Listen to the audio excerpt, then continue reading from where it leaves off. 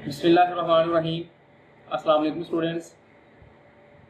कुछ दिन पहले पंजाब यूनिवर्सिटी की एकेडमिक काउंसिल की मीटिंग हुई, जिसमें बहुत बड़े बड़े प्रोफेसर ने शिरकत की और इसमें बहुत अहम किस्म के जो फैसले हैं वो किए गए। वो फैसले आज मैं आपके साथ शेयर करता हूँ। इस वीडियो को ज़रूर देखिएगा ताकि जितने भी बीए और बीएससी के स्टूडेंट्स हैं उनके लिए आसानी हो सके, क्योंकि बहुत सारे बच्चे परेशान थे ऑनलाइन एग्ज़ाम के हवाले से और ट्रेडिशनल एग्ज़ाम के हवाले से। तो ये जो फैसले किए गए हैं, जो डिसीजंस किए गए हैं, वो मैं आपसे शेयर करने जा रहा हूँ। सबसे पहले जो प्रॉब्लम स्टूडेंट्स की तरफ से आ रही थी वो फ़ीस की थी। स्टूडेंट्स कह रहे थे कि हमें ऑनलाइन अगर एग्ज़ाम नहीं देना तो क्या ट्रेडिशनल के लिए हमें दोबारा से फ़ीस पे करना पड़ेगी। तो ऐसा कुछ भी नहीं है। आपने जो एक दफ़ा फ़ीस पे कर दी है वहीं आपकी फ़ीस ऑनलाइन के लिए भी यूज़ होगी और वहीं आपकी फ़ीस ट्रेडिशनल के लिए भी यूज़ होगी। अगर आप में से कोई स्टूडेंट ऑनलाइन पेपर नहीं देना चाहता तो वो ट्रेडिशनल एग्ज़ाम दे सकता है और ट्रेडिशनल एग्ज़ाम के लिए आपको किसी किस्म की फ़ीस देने की ज़रूरत नहीं होगी। जैसा कि मुल्की हालात का आपको पता है कि कोविड-19 की वजह से काफ़ी प्रॉब्लम्स हैं, तो जो ही जो मुल्की हालात हैं वो इजाज़त देंगे तो यूनिवर्सिटी ने ये सोचा है, इस बात के ऊपर गौर कर रही है कि वो दिसंबर में या जनवरी में बीए और बीएससी पार्ट 2 के ट्रेडिशनल इम्तिहान कंडक्ट करेगी।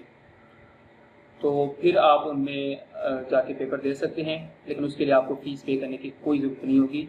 अभी जो हमने फ़ीस पे कर दी है इसी में वो भी आप इम्तिहान दे सकते हैं। दूसरा फैसला ये किया गया है कि अगर आप चाहें तो आप ट्रेडिशनल इम्तिहान दे सकते हैं, अगर आप चाहें तो आप ऑनलाइन इम्तिहान दे सकते हैं, अगर आप चाहें तो आप दोनों इम्तिहान भी दे सकते हैं।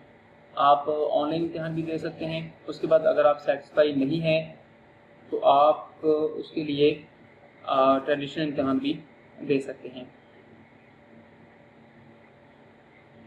इसमें एक बात का और फैसला किया गया है कि अगर कोई स्टूडेंट ऑनलाइन एग्ज़ाम के अंदर 1 या 2 पेपर के इम्तिहान देता है और बाकी वो ऑनलाइन नहीं देना चाहता, तो वो बाकी जितने भी उसके पेपर रह गए हैं वो ट्रेडिशनल में उनको उनका इम्तिहान दे सकता है उसी फीस के अंदर। ठीक है।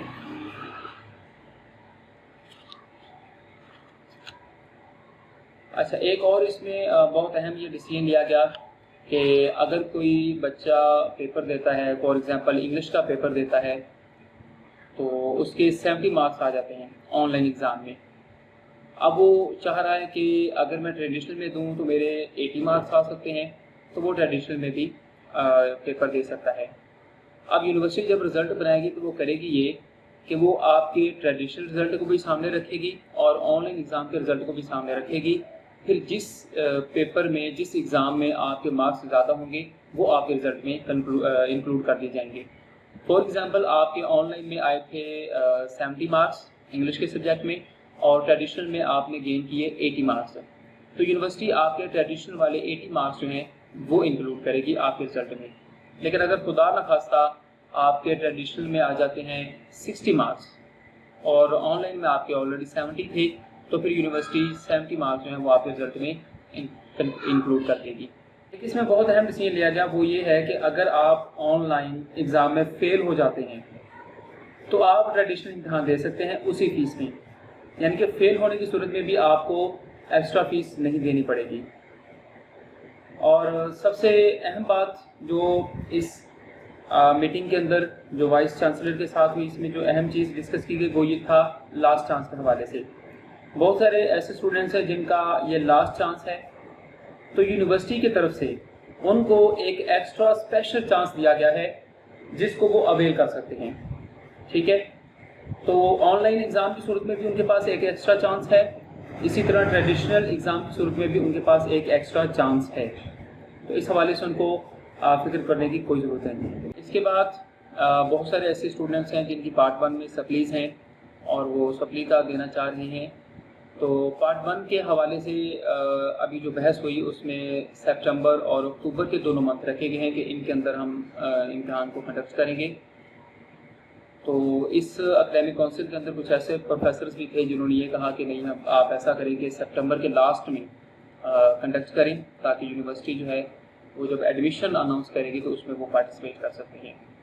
तो फिर फैसला यही हुआ कि जो एकेडमिक काउंसिल ने फैसला किया है वो फैसला ये हुआ है कि पार्ट 1 के सितंबर के लास्ट वीक में उसके इम्तिहान लिए जाएंगे।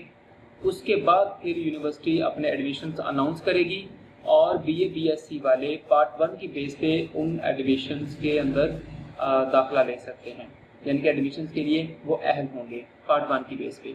ठीक है, पार्ट 2 फिर बाद में देखा जाएगा, उसका रिजल्ट बाद में आता रहेगा, लेकिन पार्ट 1 की बेस पे आप लोग एडमिशन्स के लिए अहल होंगे। ठीक है, इसके बाद मैं दोबारा से रिपीट कर दूं कि आप जिस मूड में इम्तिहान देना चाहते हैं आप दे सकते हैं।